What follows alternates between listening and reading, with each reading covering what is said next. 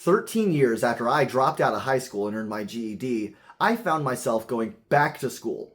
I put myself through college with dreams of becoming a science fiction author. I've recently gone from dropout status to graduate status, which I'm immensely proud of. But unfortunately, my bachelor's degree didn't come with any insights on how to write the next great sci-fi novel. Well, I wrote plenty of science fiction pieces for my classes, but many of my peers struggled to workshop my writing. And the feedback from my professors, while always helpful, rarely honed in on science fiction specific elements of the stories. My school certainly didn't have any science fiction writing classes, or professors who are known for writing in the genre. The curriculum certainly had a lack of representation of science fiction literature in the reading. So despite the fact that I am an aspirant science fiction writer with a creative writing degree, I feel completely unschooled in the ways of writing science fictions. Well, that's why I'm here, doing this series, where I'll revisit what my professors did have me read, and see what these classic literary fiction pieces can teach me about writing science fiction. With that, welcome to the All Trades Jack channel. I am the titular, titillating Jack, and this is Size and Friction, a series where I attempt to painstakingly teach myself the ways of writing sci-fi through the lens of the canon of English literature.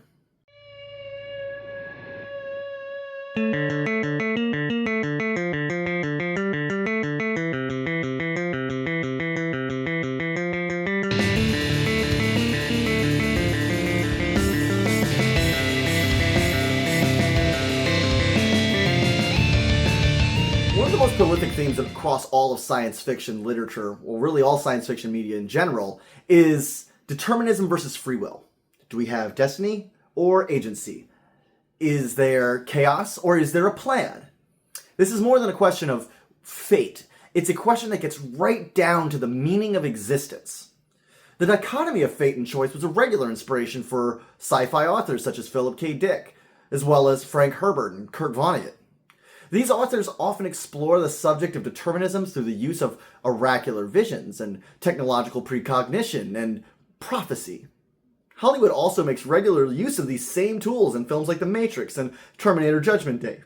This theme also pops up in basically any movies about time travel. Star Trek, Terminator, Time Cop, Time After Time, Quantum Leap, Wrinkle in Time, Somewhere in Time, Hot Tub Time Machine, Hot Tub Time Machine, Bill and Ted's Excellent Adventure, and of course, Cinderella 3, A Twist in Time, the greatest science fiction movie ever written. Though any of these places would be a great starting point for a conversation about determinism, I'm not a film writer, first of all, and this series isn't about science fiction authors.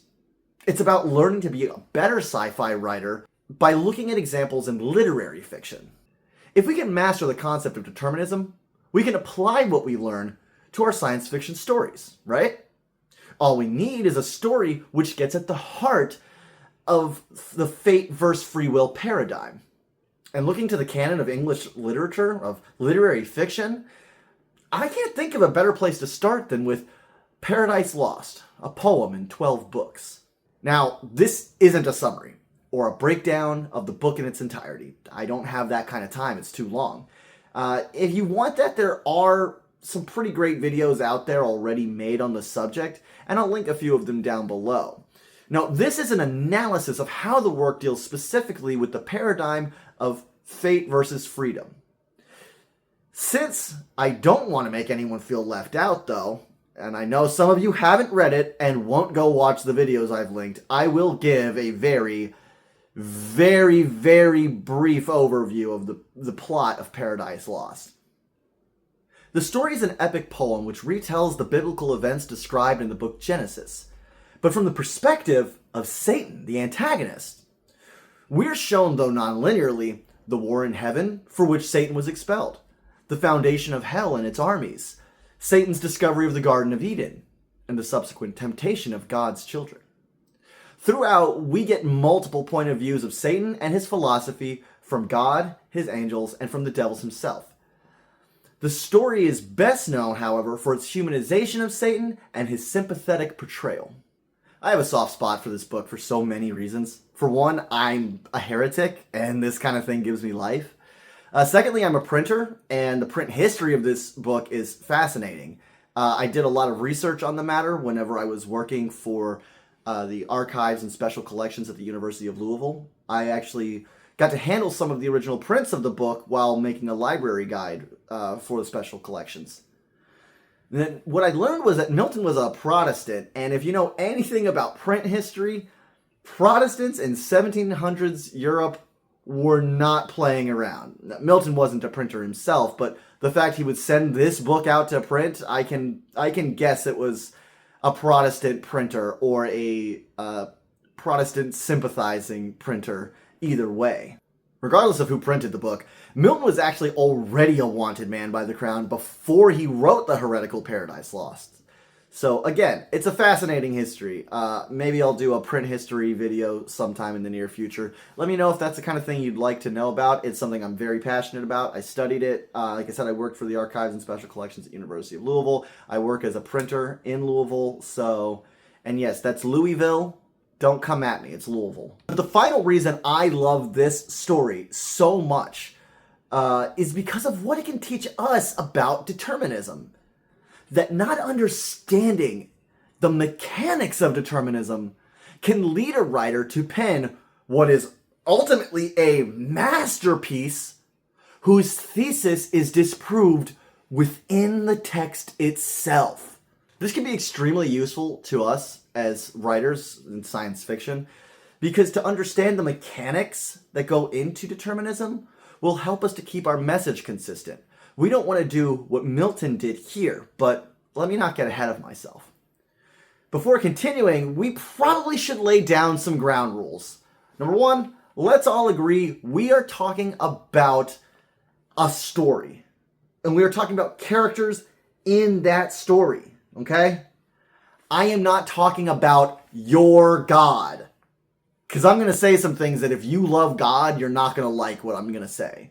I have no qualms against your God. I'm not even talking about a God or the God. I am specifically talking about a character written by Milton named God.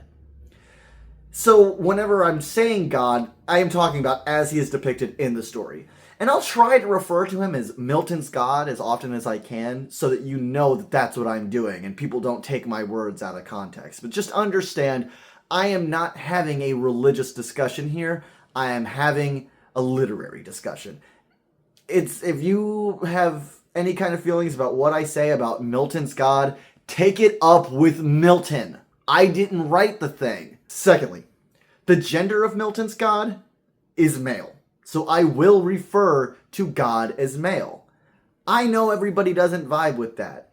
Me, personally, I like a gender fluid God. You know, Alpha and Omega. Right? But that's not the point because Milton wrote he, him, and so that's what we're going to stick with. And the third and final rule, probably the most important, is that the comments section is for story discussion, for analysis, and for mean comments directed at me, for my weird voice or my crooked face or my crooked fingers or my weird clothes or my bad takes, etc. Keep the religious debates where they belong. I don't know where religious debates belong, but wherever that is, keep them there. And if you're feeling vitriolic, if you need a punching bag, I'm right here. Leave the other commenters alone. We good? Okay, let's get started. John Milton's Paradise Lost poses a free will theodicy that directly provokes and challenges the reader's perspective, or even their faith. That's true now, but it would have been even more so to the readers at the time of the book's release. Understand that this was one of the earliest epic poems ever written in English, which was considered lowbrow. Consider that this was one of the first epics ever written about the Christian religion as opposed to Greek and Roman mythology. This was a very atypical book at the time of its release, and it would have rocked the people who read it at the time. So if you're feeling some kind of way about what we're talking about today, just put yourself in their shoes. Now, a free will theodicy argues that free will is a just and worthy recompense for the evil visited on good people. Milton seems to accept this free will theodicy and considers God's actions justified by the conclusions in books 11 and 12. Yet the 10 books which precede them provide a narrative that overwhelmingly encourages the reader to consider the alternative assessment, and, to my mind, the more accurate assessment, which is that the existence of an omnipresent God precludes the existence of free will, and so absolves both Satan and man of any accountability for their actions. Let's break this down mechanically. The basic principle of a deterministic theodicy is as follows. If God can see how all things will unfold, and then he knows what everyone will do, and how everyone will react to what everyone else does. If he made all things with this knowledge in mind, which, because he is omniscient, he most certainly had all that knowledge already in mind at the time of their creation, then he made them to do those things. If beings are made with a set of chosen actions predetermined, they do not have free will, and thus their creator is accountable for all of their actions. Sartre describes this idea in his seminal work, Existentialism is a Humanism, with a metaphor about a letter opener. The essence of a letter opener is known before its creation, because its creator has its form, its function, its very purpose all predetermined before any physical aspect of the thing exists. Its essence predates its existence, just as Milton would have us believe that Satan and God's other creations also exist in essence before they are created, by virtue of God's intelligent design. So let's contrast the moral theodicy with the deterministic theodicy. In the classic moral theodicy, the argument is broken into a simple if and if then statement. You've heard it before. If God is all powerful and he is all good, why is there still evil? Right? If God is all powerful and all knowing, then he can't be all good. If he's all good and all powerful, he can't be all knowing. Right? We've all heard this before, this argument. Using that same model, let's look at the deterministic theodicy. If God created all, and if God knows all, then how is anyone guilty of sin? If being the operative word. Can we say for sure that God, Milton's God, created everything? Can we say that Milton's God truly is omniscient and understands future events and can see everything that will happen ever? We need to answer both of those questions before we can answer the central argument of whether or not Satan, and by proxy man, are guilty of the sins they commit. Characters within the text do call into question God's role in creation. Chief among these contrarians is Satan himself, of course, who strongly feels as though he created himself. He believes in self-genesis. We can see this belief when the angel Abdil objects to overthrowing God, and Satan says the following. We know no time when we were not as now. No none before us, self-begot, self-raised by our own quickening power, when fatal course had circled his full orb, the birth mature.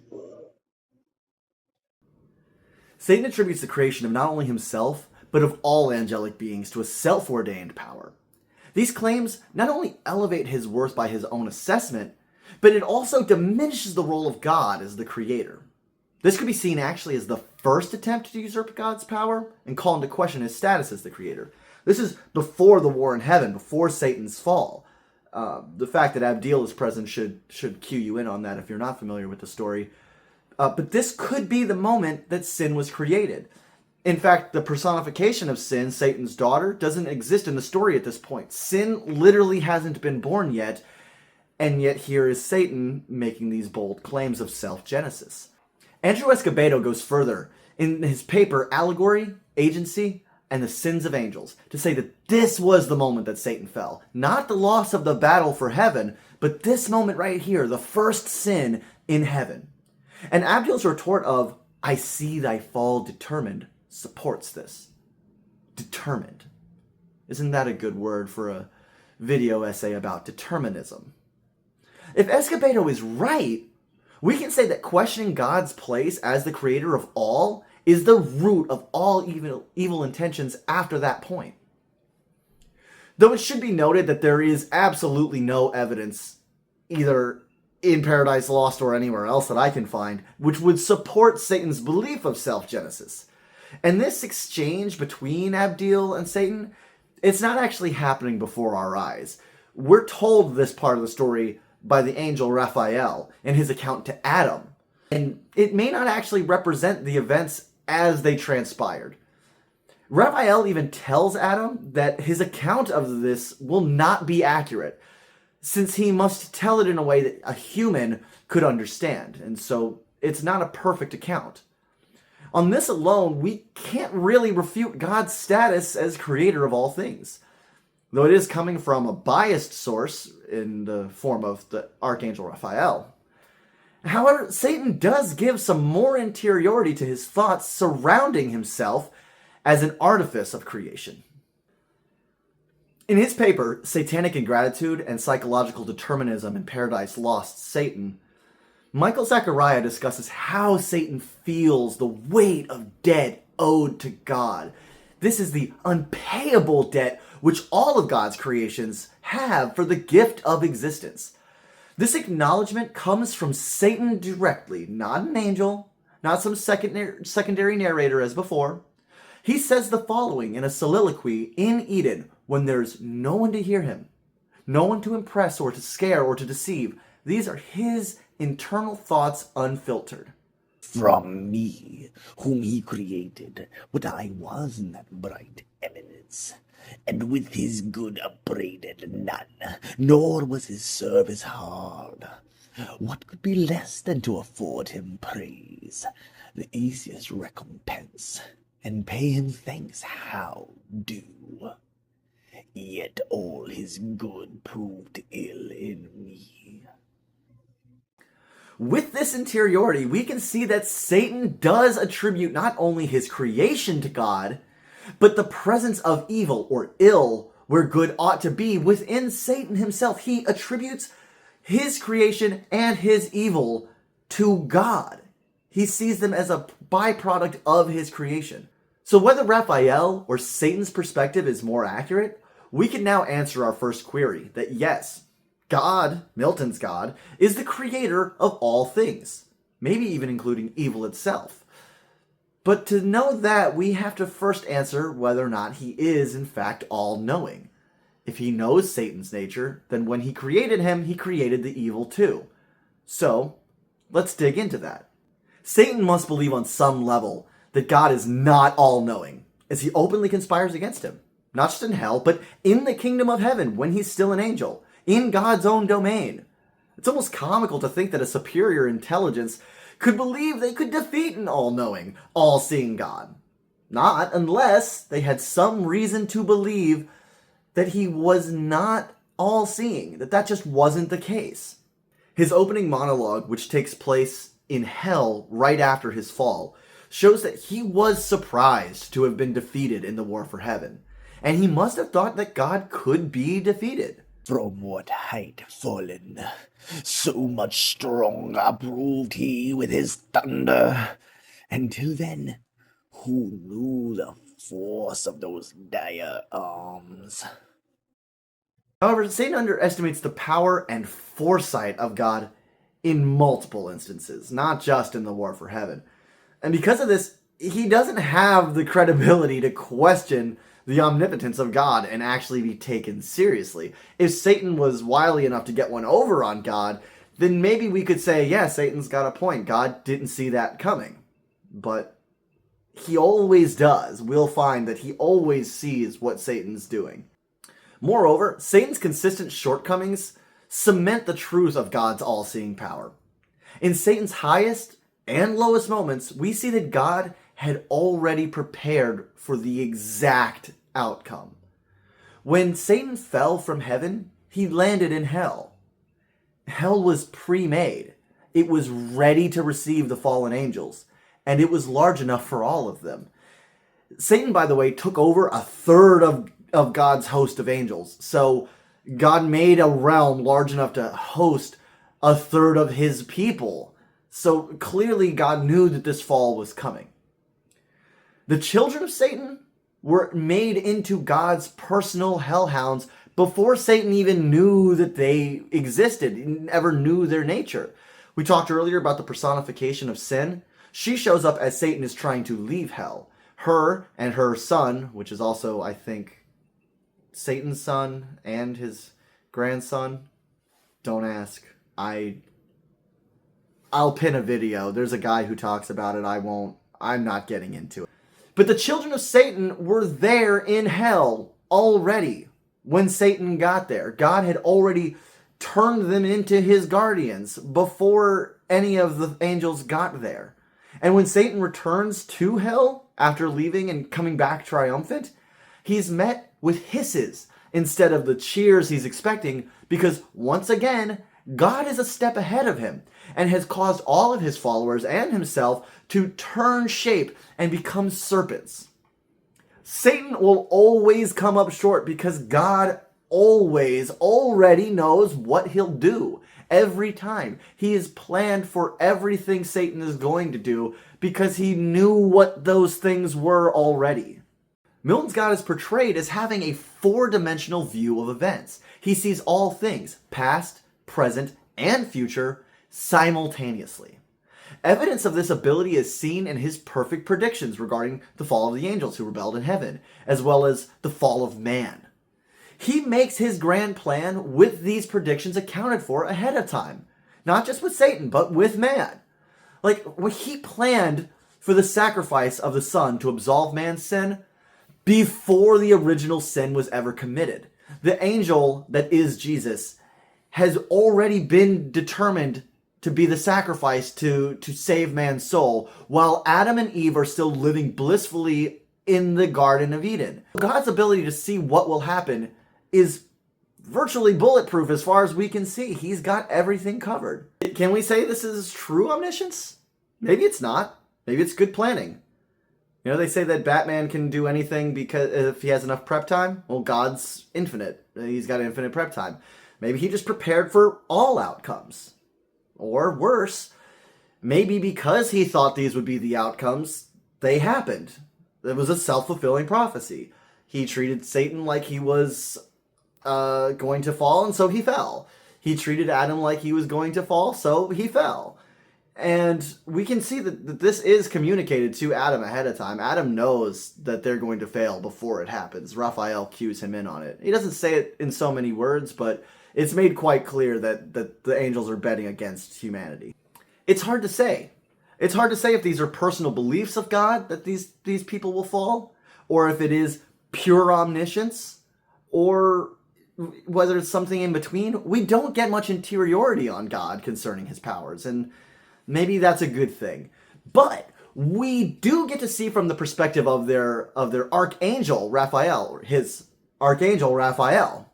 And through that perspective, we may be able to clarify this whole omniscience thing. As a way of restoring Adam's faith and ensuring the fruition of God's plan and the sacrifice of Christ, Raphael shows Adam all the ages of the world and his unbroken lineage. We see biblical events playing out, and if you know the biblical events, we as the audience can say, yes, that is how those events will play out. So that is the future. We are seeing it play out as depicted. And the archangel makes proclamations in unambiguous terms. He knows what's going to happen. He is viewing God's plan. This is an angel, sure, but there's a man with him. The man is granted the ability to see as well. So we have this angel and this man with the ability to see all of time the way that God sees it. So we can affirmatively say that our second question's answer is yes. Milton's God is all-seeing and all-knowing. So if we have a firmly established now that God is all-seeing and all-knowing, and that he created all things, we can start to frame the argument and address the central topic, that free will does not exist, and that God, Milton's God, is guilty of everything, and everybody else is innocent of everything. Everything is God's fault in this story. It's easy to eschew Adam's fall as being the fault of Eve, who gave him pretty little choice, really. He had very little choice at that point in the story. And Eve herself can't really be blamed because Satan deceived her. But what about previous falls? Right? What about the war in heaven? What about all the angels? What about the serpent himself? There was no serpent in heaven. No one to mislead the angels other than Satan. And then there was Satan himself. Like, who made him fall? There was no sin. Sin had not yet been born. And even if sin had been born, she comes from Satan. So she's further down the line of culpability. We can't blame sin for Satan. Yes, Satan conspired, and he turned many angels against heaven and turned them towards his cause. But what made Satan fall? There was no tempter. No one deceived Satan or led him to rebel. Does all blame then lie with Satan? This conclusion seems to be where we are meant to arrive by the story's end, and several allusions to this version of the answer are provided in the text. God expressly states that some sins would be absolved, while others could never be forgiven for all of time. There was a hierarchy of possible atonement, which follows directly along the lines of culpability, the ones we were just discussing, and Satan is least forgivable of all. God says the following: The first sort by their own suggestion fell, self-tempted, self-depraved. Man falls deceived by the others first. Man therefore shall find grace, the other none. Mercy and justice both. It would seem as though God is especially hard on the fallen angels due to their own unaided descent. But how else could we frame these extreme discrepancies in justice? Richard Fulmer argues in his piece From Law to Love, Young Adulthood in Milton's Paradise Lost, that this is the progression of God, the Father, learning lenience and tolerance with his latter children, man, that he didn't have, that he had not yet grasped with his first child, Satan. God kind of excuses himself from the harsh, eternal punishment that he places on Satan and the other angels as being justified by the degree of culpability. So again, this ignores the fact that God has made his plans with the end state already known, and therefore accepted rebellion as part of Satan's nature before the angel ever had a rebellious thought. God knew that exalting the Son, exalting Christ, and making him God's right hand, that would be the catalyst for this rebellion. And it didn't matter to him that this plan of his was ultimately selfish. It was ultimately an act of nepotism, and it was ultimately an act done so that others would love him more. It wasn't done for a greater good, it was done for his own greater glory. And yet he blames Satan for wanting glory of his own. He blames Satan for rebelling, despite the fact that he knew that this would be the catalyst for that rebellion. Surely, this must make God's culpability greater than Satan's, as he got to make the preemptive choice, and Satan never did.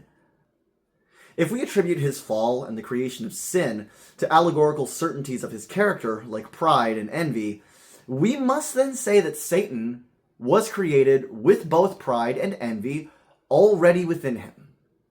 His every action, therefore, are direct expressions of his creation, and his creator is answerable for said actions. However, Milton doesn't seem to personify allegorical traits within his Satan character. He goes out of his way to humanize him instead. From the way he is introduced to how he handles his failures to his uneven emotional reactions, we see that Satan is a complex, verisimilar character with motivations, flaws, and depth. There is further evidence to refute the idea that Satan is a personification of allegory in the way the text describes Satan's relationship with his own pride. Gassim Dohal recently suggested in an essay titled Humanizing Satan of Milton's Paradise Lost that Satan views his pride as separate from himself. He speaks of it as though it has agency and actively undermines his own goals and desires. This may not actually be true in a literal sense or even in a literary sense within the narrative, but that doesn't change the effect on how we read Satan's character. Whether pride exists within him or outside of him, with agency unto itself, it doesn't really matter. The very act of believing that his pride is separate would preclude him from being an allegory of pride, since on some level he chooses to reject its influence upon him. If we instead argue that he is not a personified allegory and is instead a humanized, verisimilar character, how does that change the way we view things? He would not have been created with sinful aspects and would instead be a perfect archangel. So when he falls from grace due to personal choices and circumstance, we could perhaps say that fault lies with him and that he would be at the top of that chain of culpability, not his maker. His maker did not make him with pride or envy, and he had free will to make his own heretical choices. Milton very, very much wishes for us to read it this way, but we must again examine the role of omniscience. I understand that it might be kind of hard if you are somebody who is not a big fan of Satan to empathize with him and hear what I'm saying and take it at face value and consider that maybe Satan is bad because it's God's fault. So I want to use an example other than Satan in order to illustrate the paradox at play when dealing with omniscient beings. Book 12 gives us a scene where Adam witnesses Cain killing Abel. He witnesses one of his sons killing the other. It's a future event involving two unborn people who will supposedly have agency and free will, yet whose fates are already sealed. Adam has the choice, supposedly, if anyone has a choice, Adam has the choice to bring these boys into the world or not. If Adam chooses to bring Cain into the world, it is with the knowledge that he is bringing murder with him. So he could avoid all of this by choosing not to have children. In fact, Eve has already at this point in the story suggested that they not have children to solve some of their other dilemmas that are going on. I won't unpack it all, but it is an option that is presented within the text. Adam is also very aware of the weight of this decision, and he's traumatized by the very idea of murder and death, and understands that his lineage will perpetrate the forces of death and sin. And it really gets into his head, as we can see in the following lines. Mine house in death. Is this the way? Must I return to native dust? Oh, sight of terror, foul and ugly to behold, horrid to think, how horrible to feel. Who then is the creator of murder? Is it Adam or is it Cain? Who is responsible for the existence of murder in the mortal world? Who is responsible for sin? Is it God or Satan? Who is the creator of sin? Satan gave birth to sin, birthed the personification sin, sure, but that means that there was something within him that could produce sin. And if Satan didn't create himself, then God did, and God put that in him. And if God put something in him, knowing all things, he would know that that thing would manifest as sin.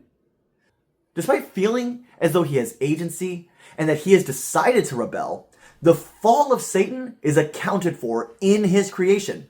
He's just like Sartre's letter opener. What he is made to do has already been determined.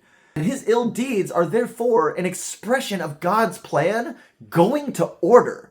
He's not rebelling at all. He's playing his part exactly as it was written for him. Regardless of the moral framing of the narrative or the cultural norms that inform our reading of it, there is simply too much evidence in the contrary to the free will theodicy at the heart of Milton's story.